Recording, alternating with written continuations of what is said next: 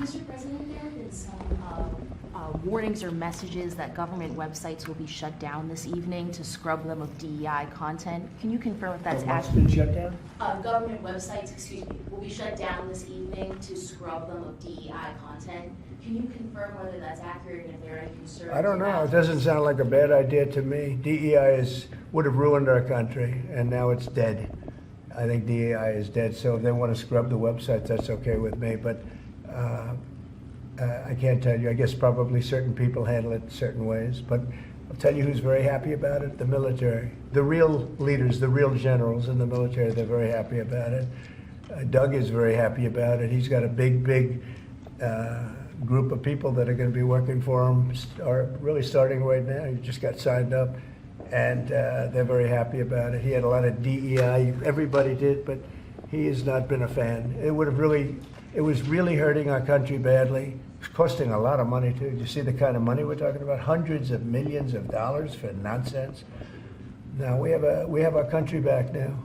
Our country is back, and it's a nice thing to say. I've never seen such love. I've never had anything like it. I've never seen anything like it.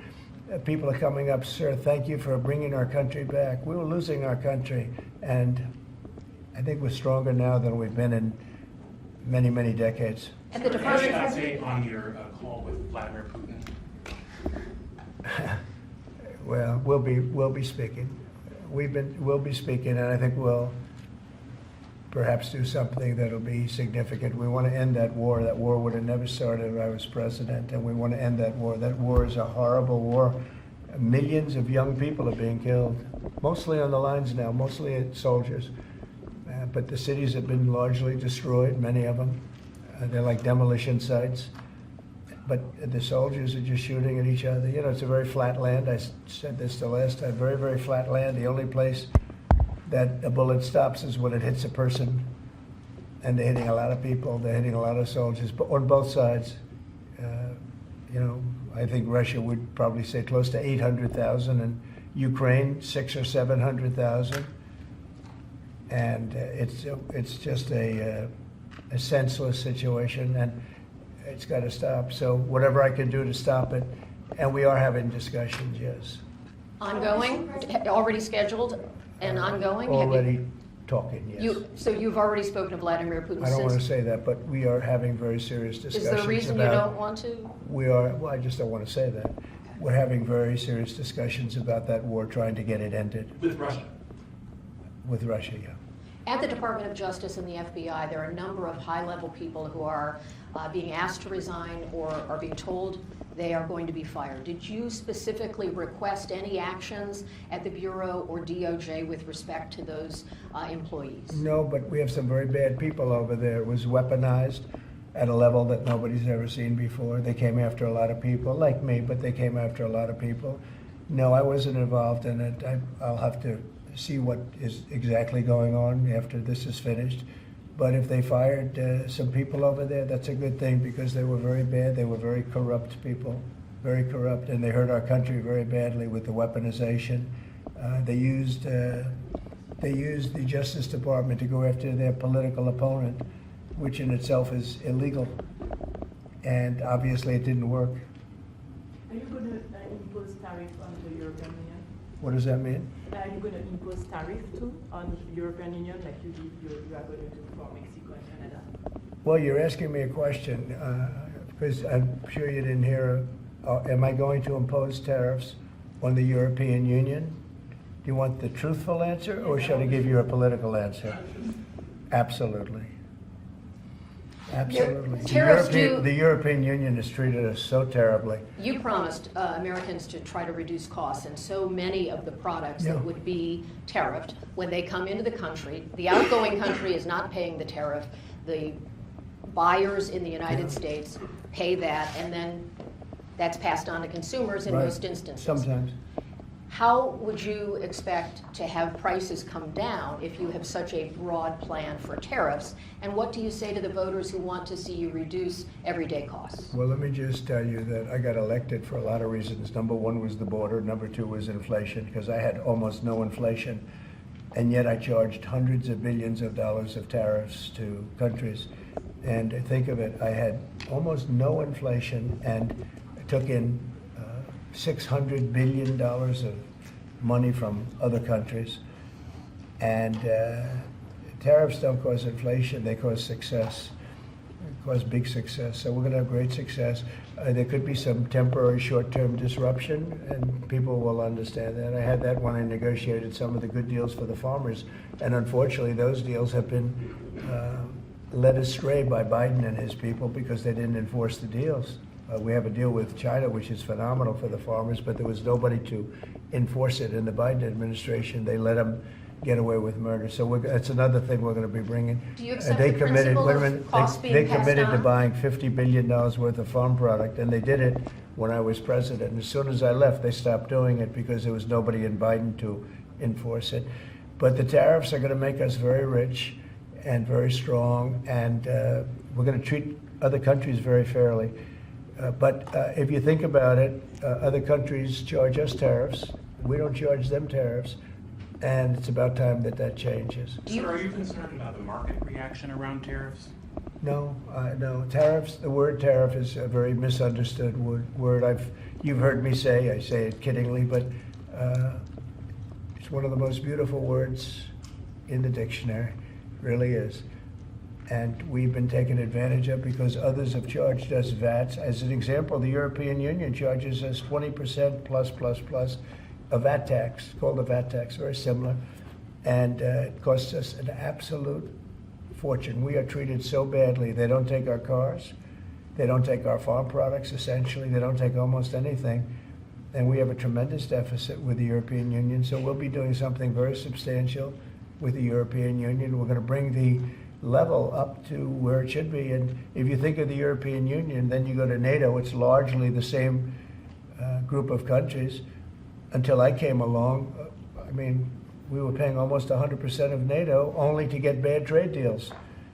And now it's been evened out, but very unfair having to do, it was evened out pretty good. Actually, I did a good job. They paid $440 billion if you look at the Secretary General's report, and he was here recently and he said that. He said one of the most amazing things I've ever seen is what President Trump was able to do with these countries of Europe, of which he was in charge of them, but he couldn't get them to pay. I went over, I said, you got to pay, and if you don't pay, we're not going to protect you. It's very simple. But very unfair is with Ukraine because we're in for $300 billion plus, and they're in probably for $100 billion. There's a $200 billion difference, and they need it more than we do. You know, we have an ocean in between. They don't. And so they're going to have to step it up a little bit.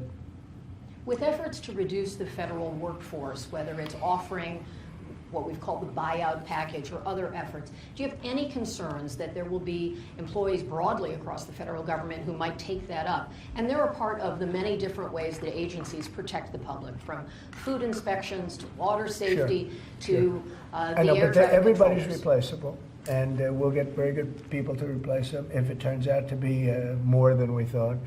It could be a lot, it could be a little, we don't know, but we'd love to have them leave. We're trying to remember this. We want them to go into the private sector. It's our dream to have everybody almost working in the private sector, not in the public sector. We have many people, very few people came to work. They were, you know, it started more or less with COVID, but actually even before COVID. But it started with the COVID, they didn't come back.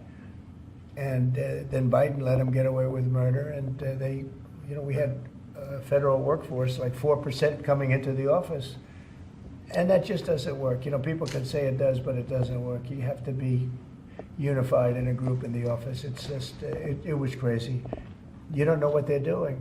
And then at some point we may ask them to certify that they didn't have two jobs, meaning were they really getting a check from us, the government, and then were they also working a second job and a third job and, you know, on government time? And many of them will say that they did, you know, which is not legal, but it's a problem. It's a problem. No, we want to get that out. We want to clean it out. You know, people have been trying to reduce federal government now for 40 years, 45 years, and they haven't been able to do it. And this is a way of doing it, I think, very nicely. It's sort of a buyout, too. I think we're treating people very good, but people don't come to the office. they won't have a job starting on that very special date. So we'll see how that works out. I mean, nobody knows how that's going to turn out. Everybody might show up to the office and maybe a large number won't show up. But if they don't show up, we've accomplished a very serious goal. We're trying to reduce government. Does Mr. Musk or any of those associated with your DOGE effort, do they have any direct access through the government systems to how money is dispersed? No, nothing. No, they are. This has nothing to do also with the federal cutting, with this federal cutting.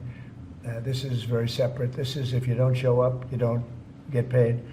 But DOGE, I think great progress has been made. We're talking about cutting over $1 trillion of waste. We're talking about waste. We're not talking about we're going to love and cherish Social Security, Medicare, Medicaid. We're not going to do anything with that other than if we can find some abuse or waste, we'll do something, but the people won't be affected.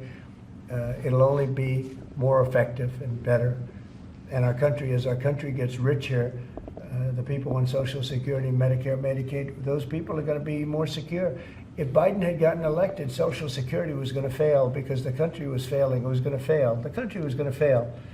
And therefore, the Social Security, Medicare, Medicaid, and all of the other things that you may get would not be able to be paid.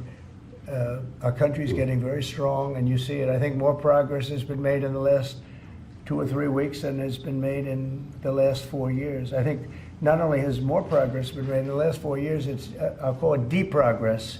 We went way backward as a country in so many different ways, from woke to all of the other things that took place that were so bad. You look at Afghanistan, how embarrassing that was. I think Afghanistan really started the problem with Russia and Ukraine. When Putin looked over and he saw how incompetently that was handled, I was getting out, but I was going to keep Bagram. Right now, China has Bagram. I was going to keep one of the biggest air bases in the world. They left it. But other than Bagram, I was going to get out. And I wasn't keeping Bagram for Afghanistan. I was keeping it for China because it's 1 hour away from where China makes its nuclear weapons.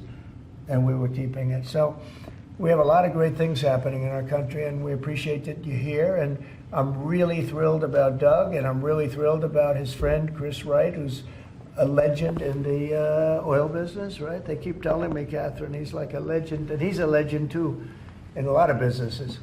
And we have an amazing group of people working with us. There's a man behind me who became a tremendous success. He was not a wealthy man. He didn't start off a wealthy man, and he ended up a wealthy man. And that's a great talent. And he's willing to sacrifice so much and to put it to work for our country. Watch the job he does on the interior, but in particular on really making our country very, very wealthy by utilizing it properly. And at the same time, environmentally, he does it he's very much an environmentalist. He's going to do it very carefully and very painstakingly good. But you just watch what happens. And working with the Department of Energy, where his compatriot, his friend, and also considered the most talented man in the oil business, is the head of the Department of Energy, and they work together. It's almost like a partnership. It really is a partnership.